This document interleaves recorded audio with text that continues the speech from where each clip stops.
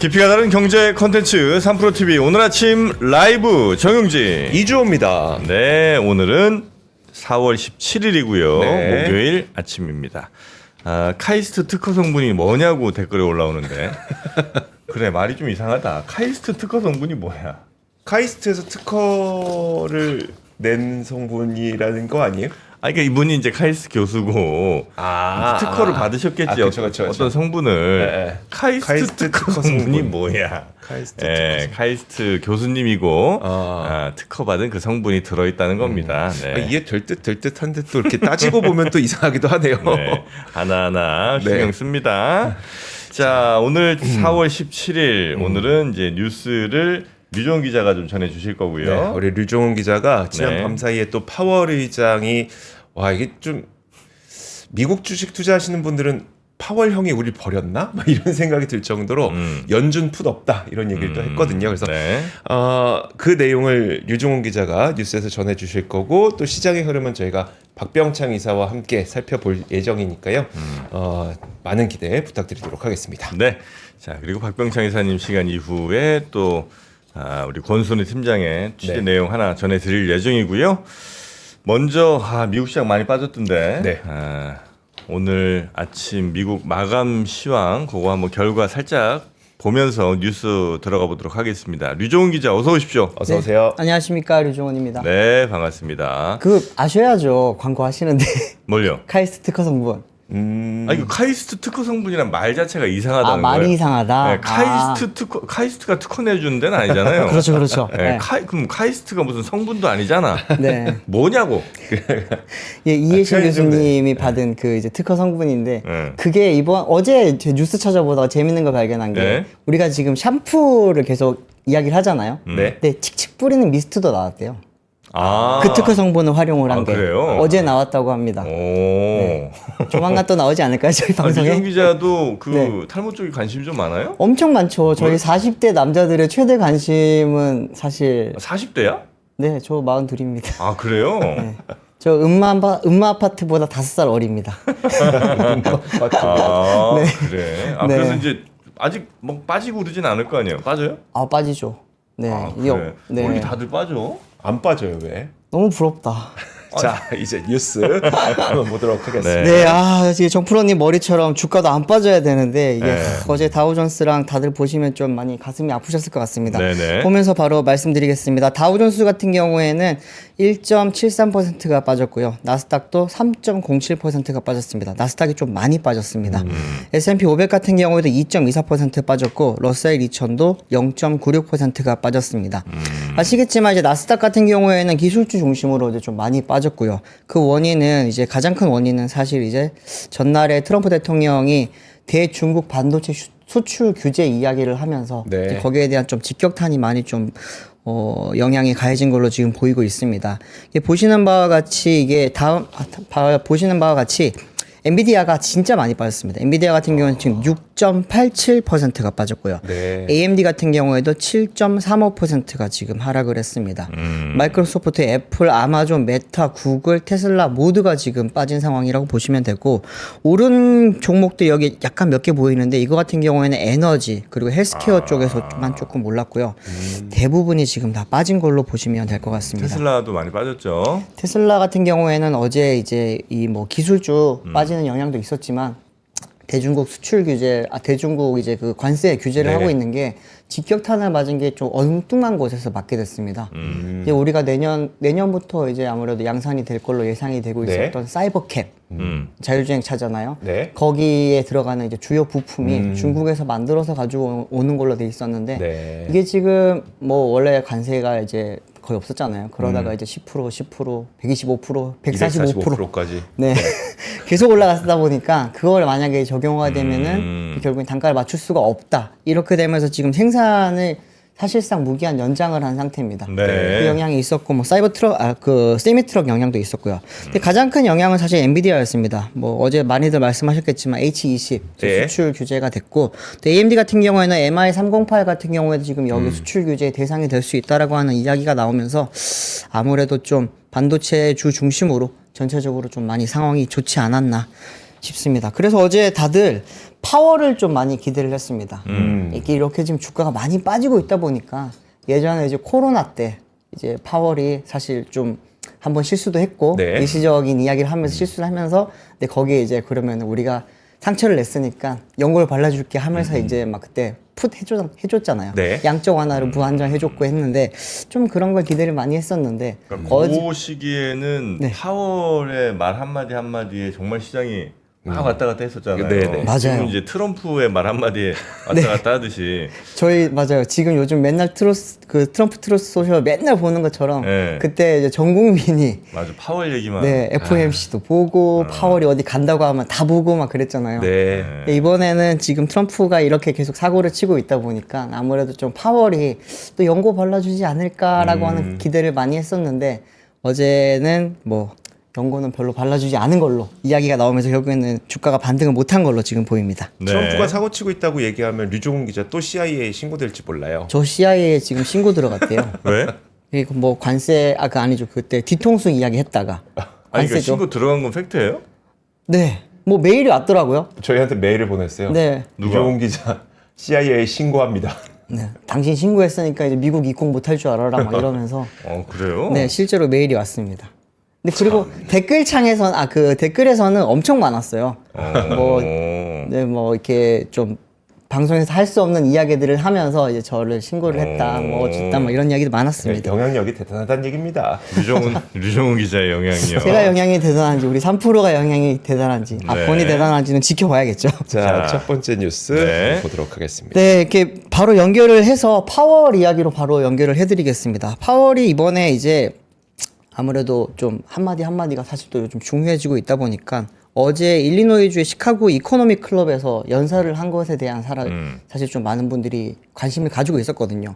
여기서 가장 큰 관심을 가졌던 거는 역시나 이제 금리 인하에 대한 이야기가 조금 나오지 않을까라고 네. 하는 기대감이 있었고 또 하나는 아까도 잠깐 말씀드렸지만 이제 연준이 풋을 해주지 않겠냐. 쉽게 말하면은 이제 좀 양적 완화를 통해서 이렇게 좀 유동성을 공급을 해줌으로 인해서 이제 주가를 좀 부양시킬 수 있는 그런 발판을 마련해주지 않겠나라는 게 사실 많은 분들이 좀 기대치였는데 그 기대치를 모두 좀 꺾은 것 같은 그런 이제 발언들이 많이 나왔다고 보시면 될 것 같습니다.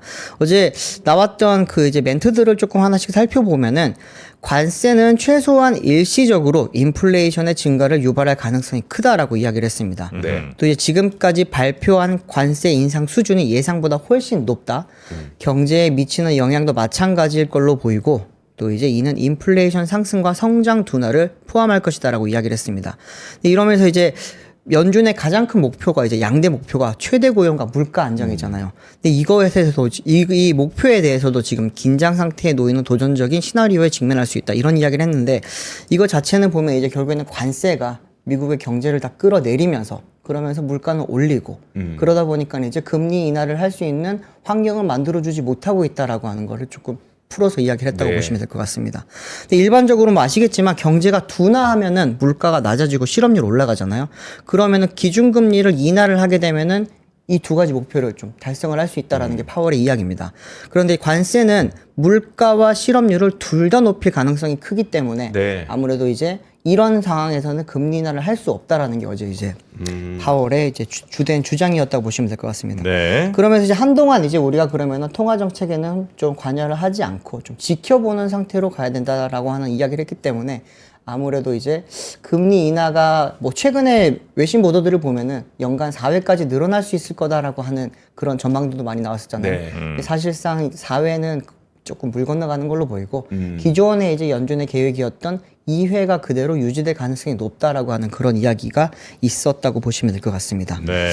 또 하나는 이제 뭐 연준프 잠깐 말씀을 드렸지만 아무래도 이제 그 연준 쪽에서 네. 좀 유동성을 공급을 해줄 수 않겠냐라고 하는 그런 기자들의 질문이 있었거든요. 근데 거기에 대해서는 연준프 계획은 없다라고 이야기를 했기 때문에 네. 아무래도 한동안 그런 부분에 대한 기대치는 조금은 접어두는 게 맞지 않을까라고 하는 그런 생각이 듭니다. 근데 오늘 이제 결국에는 이 이야기 자체는 한동안은 금리에 관해서는 이제 미국의 기준금리가 변동이 없을 거다라고 하는 거고 이거는 국내 기준금리에도 영향을 미칠 수밖에 없는 상황이거든요. 일단 미국은 금리나 기대 별로 하지 마라. 이게 그렇죠. 이제 분위기인 거고 네. 이제 우리나라도 그 분위기에 좀 따라갈 가능성이 높다는 거예요. 그렇습니다. 뭐 지금 국내 같은 경우에도 기준금리 왜 화를 내십니까? 아니, 지금 우리 상황이 지금 안 좋. 네, 그래서 우리 우리는 며칠 전에 우리 정프로님이 지도 편달 내렸었거든요. 금리는 지금 인하해야 된다. 오늘 이제 금통이 열리잖아요. 그렇죠, 그렇죠. 그러다 보니까 이제 오늘 금통에 또 많은 시선이 꽂히고 있는데 열리기 바로 몇 시간 전에 네. 파월이 우리 안 내릴 건데라고 하는 이야기를 했기 때문에 오늘 이제 금통에서는 아무래도 2.75% 기준금리가 그대로 동결될 가능성이 높지 않겠냐라고 하는 그런 이야기들이 많이 나오고 있습니다. 연합뉴스에서 설문조사를 했는데요. 경제 전문가 6명을 상대로 한 결과 기준금리 동결에 대한 이야기가 많이 나왔거든요. 그런데 이제 거기에다가 오늘 밤에 어젯밤에 있었던 파월의 그런 멘트를 조금 더 종합을 해보면은 아무래도 오늘은 2분기 첫 금통위는 금리가 동결될 가능성이 네. 굉장히 높을 것 같다라고 하는 이야기를 하시면 될 것 같습니다.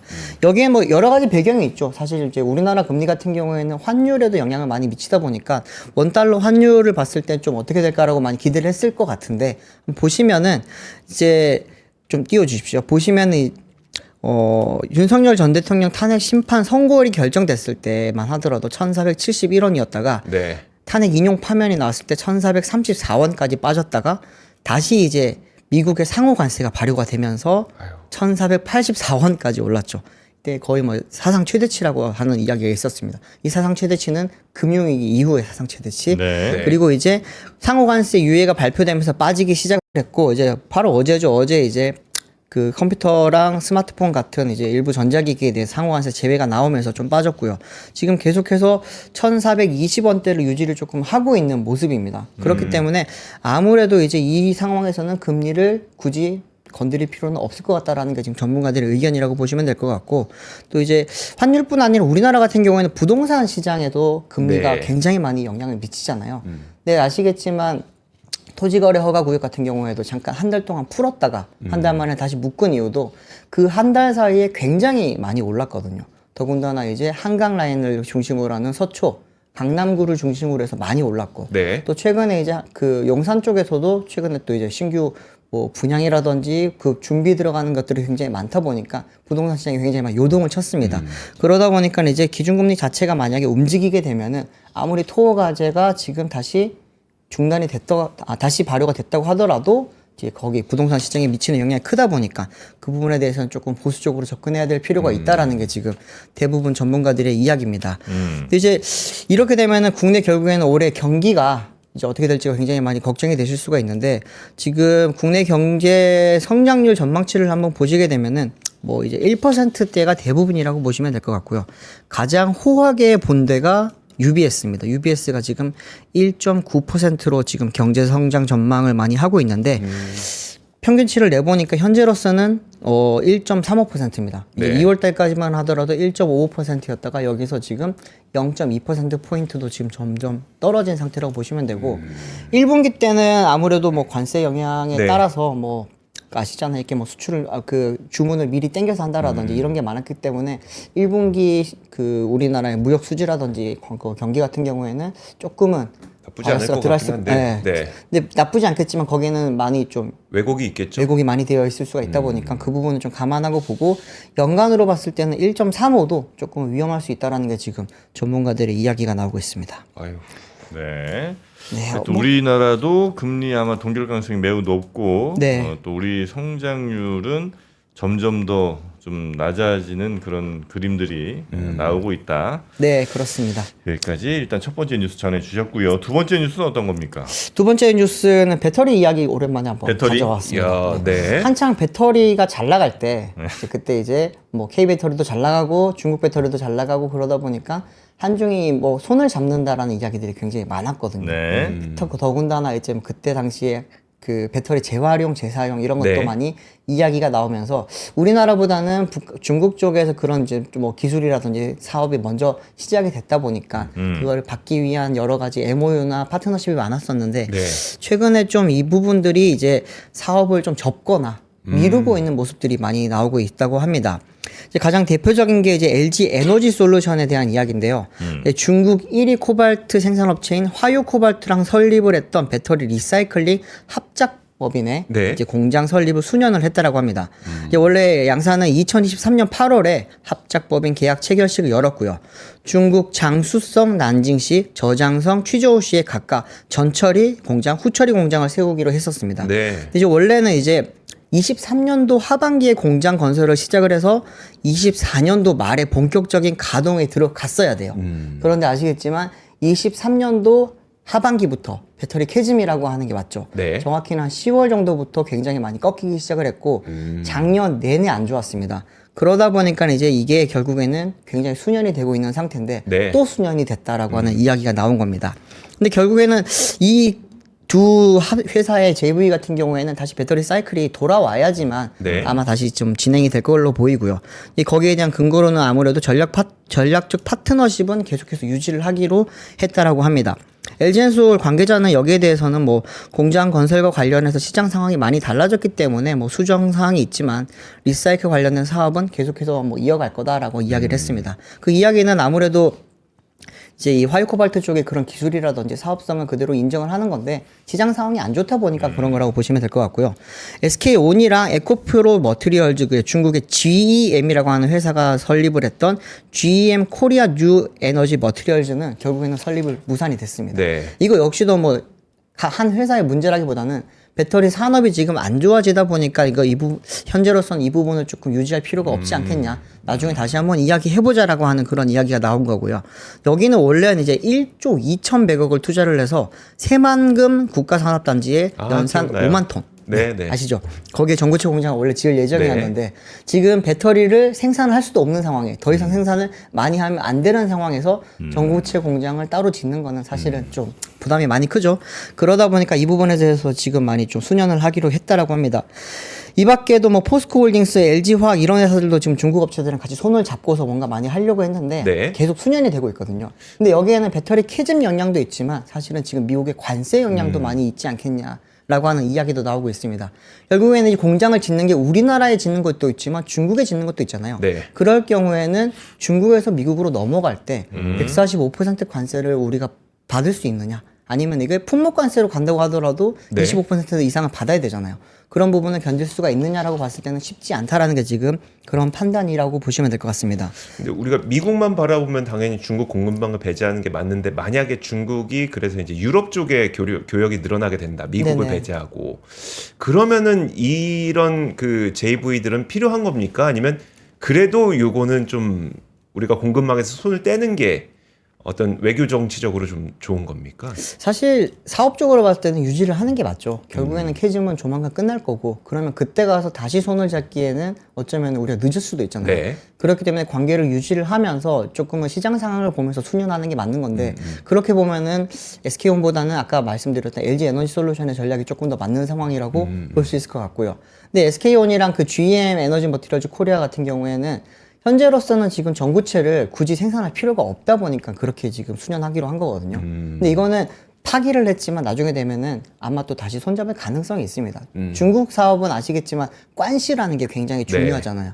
그 관시라는 거는 한번 맺기는 굉장히 어려운데 한번 맺어두면은 굉장히 또 이렇게 돈독하게 유지를 잘 할 수 있는 거기 때문에 그 부분은 크게 걱정은 안 되는데 아까 말씀하셨던 유럽 시장 같은 경우에는 거기는 이제 중국과 우리가 결국엔 경쟁 관계로 들어가야 되는 네. 시장이거든요. 네. 거기서는 아무래도 좀 협력이 쉽진 않을 거다라고 하는 이야기도 나오고 있고 또 최근에 보도들을 보면 이제 유럽이 결국에는 배터리를 사실상 포기를 네. 했잖아요. 근데 그런 상황에서 한국의 손을 잡을 거냐, 중국의 손을 잡을 거냐라고 봤을 때 지금 중국 손을 잡는 모습이 좀 많이 보이고 있거든요. 네. 그걸 봤을 때는 유럽 시장에서 우리가 조금은 많이 불리해지지 않겠냐라고 볼 수 있는 거고. 근데 어쨌거나 아직까지는 유럽보다는 북미 전기차 시장이 좀 더 크기 때문에 그 부분에 대해서는 우리가 북미에서 경쟁력을 조금 더 확보를 하는 게 그리고 네. 이제 여기는 정치적으로 봤을 때도 한동안은 중국의 진입이 쉽지 않을 걸로 보이기 때문에 조금 거기라도 제대로 잡고 있는 게 중요하지 않겠나라는 게 지금 업체들의 그런 전략인 것 같습니다. 네, 그리고 이 뉴스의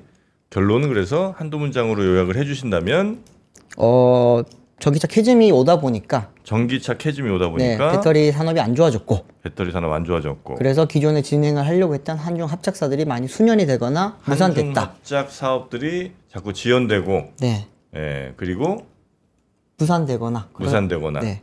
그런 상황인데 근데 그 상황에서 지금 최근에 어제 나온 보도인데요. CATL이 한국에 직진출을 하기로 했습니다.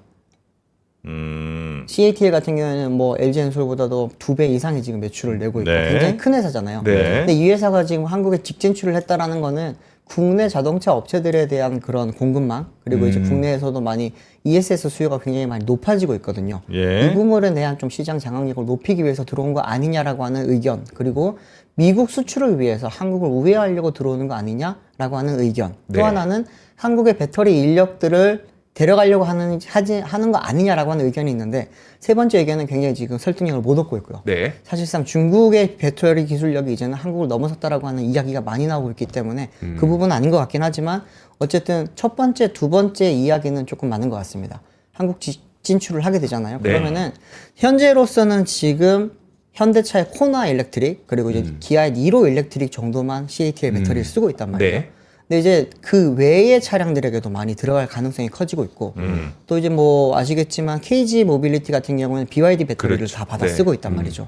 근데 그리고 다른 회사들도 지금 중국산 배터리에 대한 관심이 높기 때문에 그런 부분에 있어서 한국의 좀 영업력을 높이려고 들어온 거 아닐까라고 하는 그런 전망이 나오고 있는 상황입니다. 직접 진출이라는 게 뭐 공장이 들어온다는 건 아니고 그냥 법인 뭐 하나 들어온다는 거겠죠? 현재로서는 영업법인이 들어오기로 했는 건데 생산법인도 지금 가능성이 있다고 합니다. 아, 그래요? 한국에서 네. 생산하는 게 중국에서 생산하는 것보다 더 좋을 리가 없잖아요. 이게 뭐 직생산이라고 하더라도 여기서 네. 막 끝까지 생산한다기보다는 자동차 보면은 그 반조립 있잖아요. 네. 반조립으로 넘어오는 것처럼 한국에서 사실 마지막에 나사 하나만 조립을 하더라도 메이드 인 코리아를 붙일 수가 있잖아요. 네. 그래서 이제 관세를 피하기 위한 통로로서도 활용할 수 있지 않겠냐. 아, 그런 라고 이제 하는. 의심도 있는 거고. 네, 그런 네. 전망도 있습니다. 그래서 하여튼 중국 업체들과는 뭔가 협작하고 하는 게 이제 쭉 미뤄지거나 아니면 그냥 깨지거나 이런 경우가 지금 굉장히 많은데 그 와중에 BYD랑 CATL이 한국으로 직접 진출한다 이런 네. 소식이 있다는 거죠.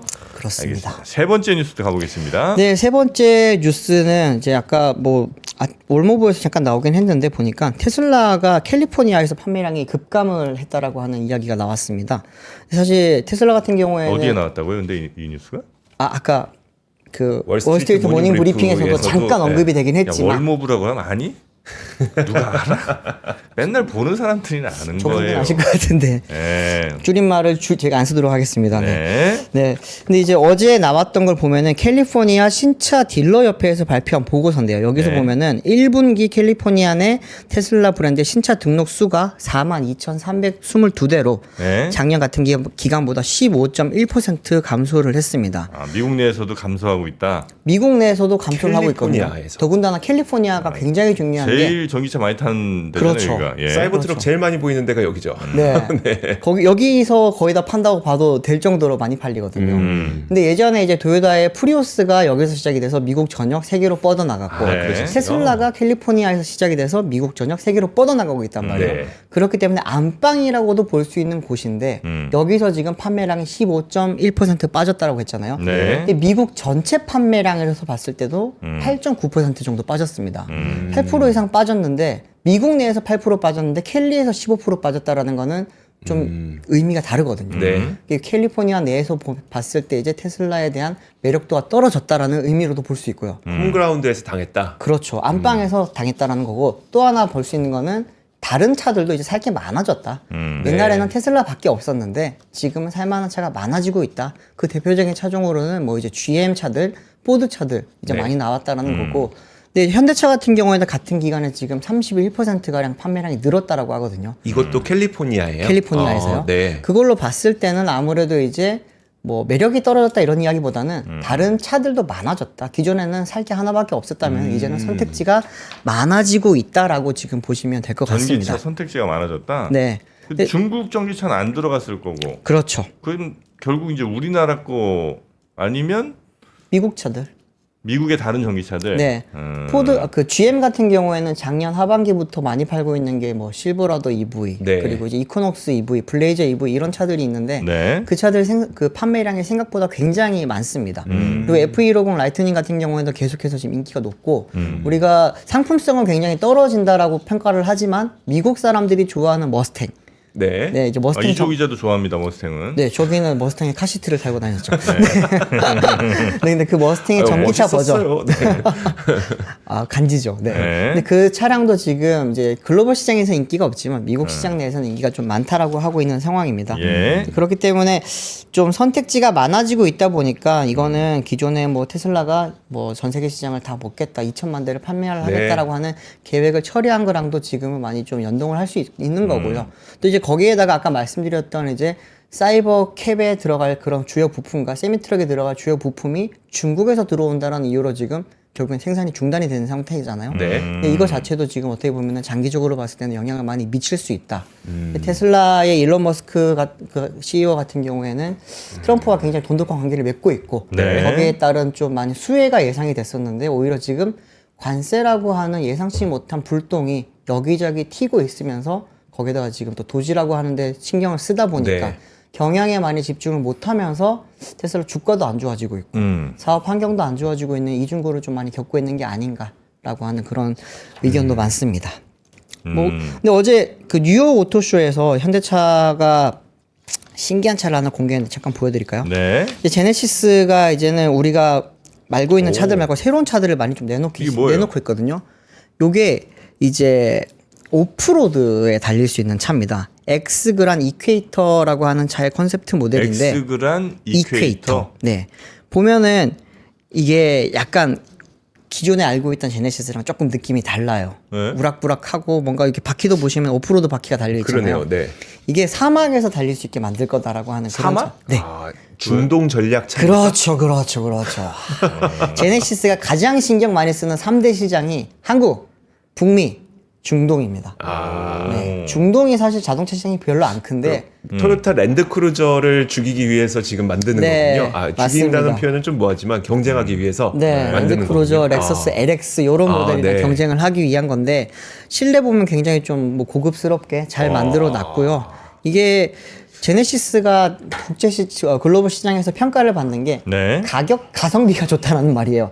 이렇게 럭셔리 브랜드, 프리미엄 브랜드의 가성비라는 게 되게 웃기긴 한데 네. 보시면은 이제 가격대는 프리미엄 브랜드 BMW라든지 뭐 벤츠 정도 수준인데 안에 쓰는 내장재나 디자인은 뭐 벤틀리급을 지향을 한다라고 하기 때문에 가성비라고 하는데 보시면 굉장히 고급스럽습니다, 진짜. 잘 만들어 놨고 또 하나는 이제 뭐 하이퍼카라고 하는데 이게 GMR 001이라고 하는 모델인데 현대가 만든 거예요? 네, 제네시스입니다. 여기 지금 두 줄 램프 있잖아요. 예, 이거 같은 경우에는 내년부터 이제 그 내구 레이스, 포르쉐라든지 도요타라든지 여기서 많이 나가는데 아우디나 그런 이제 내구 레이스에도 들어가려고 이번에 만든 차량인데 이거는 사실 제네시스라고 하는 브랜드 그리고 현대차라고 하는 그룹에 있어서는 굉장히 좀 중요한 그런 네. 모델입니다. 기존에는 현대차는 그냥 가성비 차량이라고만 봤고 사실 성능적인 측면에서는 크게 인정을 못 받았잖아요. 네. 근데 이제 이 차량을 통해서 내구 레이스에서 성능을 입증을 하면서 이제 우리가 이제 단순히 그냥 싸고 이쁘기만 한 게 아니라 성능도 좋은 걸 좀 많이 돋보이겠다라고 네, 네. 하는 그런 차량이라고 보시면 됩니다. 아, 지금 근데 이쁘다. 저게 양산은 아니죠? 양산차가 될 겁니다. 저 차가? 네, 요대로 나올 겁니다. 요거는 이제 도로보다는 이제 레이스용이죠. 아, 서킷용. 네, 그렇죠. 그래요. 그럼 F1에 이제 제네시스도 조만간 나중에는 뭐 그걸 노리겠죠. 근데 그러니까요. 이거는 일단은 내구 레이스에 나가는 거는 이게 그 보통 내구 레이스 요즘 하이브리드로 많이 바뀌었거든요. 네네. 이 그 기술력을 많이 보여주기 위한 거라고 보시면 될 것 같습니다. 확실히 근데 현대차가 진짜 가성비 뭐 이건 가심비 이거는 네. 최고인 것 같아요. 그러니까요. 예. 그리고 우리 3프로 쇼핑도 가성비는 정말 최고 아닙니까? 저는 이만한 거 못 봤습니다. 3% 핫딜만한 걸 본 적이 없어요. 없습니다. 네. 이제는 투뿔 한우까지 이렇게 싸게 모실 수가 있나 싶은데 말이죠. 네. 900g 900g. 거의 뭐 1kg에 가까운 네. 요 무게를 투뿔 한우입니다. 네. 98,000원. 98,000원이요? 투뿔 한우. 투뿔이요? 투뿔 한우입니다. 그렇다고 뭐 우리가 엉덩이 살 드리느냐 그게 아니고 꽃등심 300에 뭐 삼각살 설긴머리 앞치마살 이렇게 된 구성이 하나 있고 부채살 300에 역시 삼각살 설긴머리 앞치마살 이렇게 이제 들어있는 이런 구성을 한번 저희가 갖고 왔죠. 900g. 보통 우리 소고기집 가서 만약에 툭불 한우 먹게 되면 100g에 6만 원, 뭐 150g에 6만 원 뭐 이러잖아요. 맞아요. 그러면 이거 만약에 가격으로 환산하면 거의 36만 원 가량 돈인데 2 플러스 한우 900g을 98,000원. 그리고 이게 또 사연이 뭐가 있냐면 저희가 투뿔 한우를 몇 차례 이제 판매를 했었는데 네. 아쉬운 거야 이제. 아, 나 그때 못 샀는데. 완판돼서. 완판돼서 못 샀는데. 그래서 저희가 다시 가져왔다. 어떻습니까? 일단 이걸 저희가 네. 어디에 구웠는지 먼저 말씀드릴게요. 에어프라이어에 돌렸거든요. 아 이걸 에어프라이어예요? 에어프라이어에 돌렸더라고. 네. PD가. 그 정도면 사실 맛이 없어야 정상인데. 맞아요. 와, 요거는 맛있네요. 네, 요거는 맛있다잉. 저도 하나만 먹어보겠습니다. 이 소금을 안 뿌렸나? 근데도 맛있네. 고기가 좋으면 왜 불고기 향이 나죠? 소고기에서 왜 불고기 향이 나지? 그거 안 되는 거 아니야? 아니 소고기인데 불고기. 아니 그 제가 말씀드리는 거는 조리를 안 했을 텐데 단맛이 난다는 거예요. 아, 맞아. 왜 그러죠?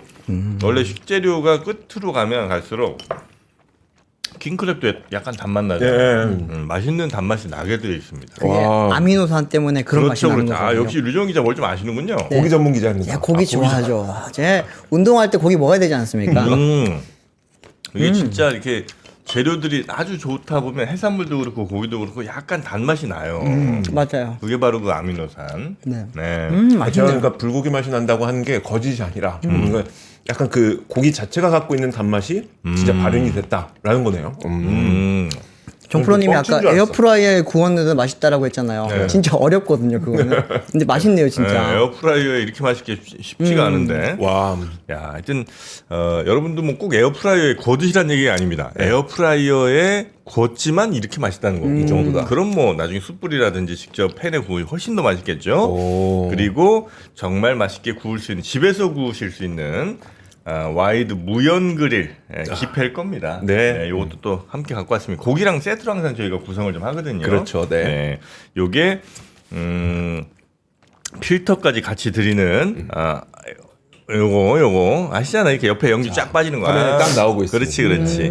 고기를 구우면 연기가 바로 빠져서 안방에서도 사용할 수 있고 부엌에서 사용해도 큰 무리가 없는. 그래서 안방 그릴이라고 많이 합니다.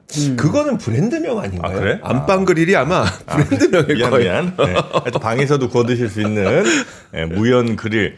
그래서 안방에서 구우면 저 건넌방에서 네. 냄새를 못 맡아요. 아 몰라. 그래서 몰래 혹시 저 부모님과 함께 살고 계시면 몰래 구워 먹을 수 있다는 겁니다. 네, 그래서 그 무연 그릴 13만 9천 원에 준비를 했으니까 가족 간에 서로 사이가 좀 안 좋다. 네. 내가 먹는 걸 뭐 엄마나 아니면 뭐 아들에게 들키고 싶지 않다. 그럴 때는 이 무연 그릴을 함께 이용해 보시면 좋을 것 같네요. 또 그러면 이제 들키고 싶지 않은데 큰 비용이 나가는 거는 와이프한테 들킬 수 있으니 큰 비용이 안 나가는 기펠 걸로. 그렇죠, 그렇죠. 티 안 나게. 부부 사이 안 좋을 때도 이렇게 되겠다. 그렇죠, 그렇죠. 각방 쓰는 분들 좀 있잖아요. 네. 네, 혼자 이제 구워 먹는 거. 네네. 그럼 뭐 심리전에서도 훨씬 더 우위를 점할 수 있으니까. 저희가 다양한 사람들을 다 이제 그 포용하는 것 같아요. 네. 기펠 4세대 와이드 무연 그릴 그리고 툭불 한우 900g 오늘 구성된 거 요 링크 따라오시면 되니까 네. 걸로 들어오시면 되겠습니다. 자, 그러면 우리 류정훈 기자는 여기서 보내드리고 다음 주에 또 볼까요? 네, 다음 주에 또 뵙겠습니다. 알겠습니다. 고맙습니다.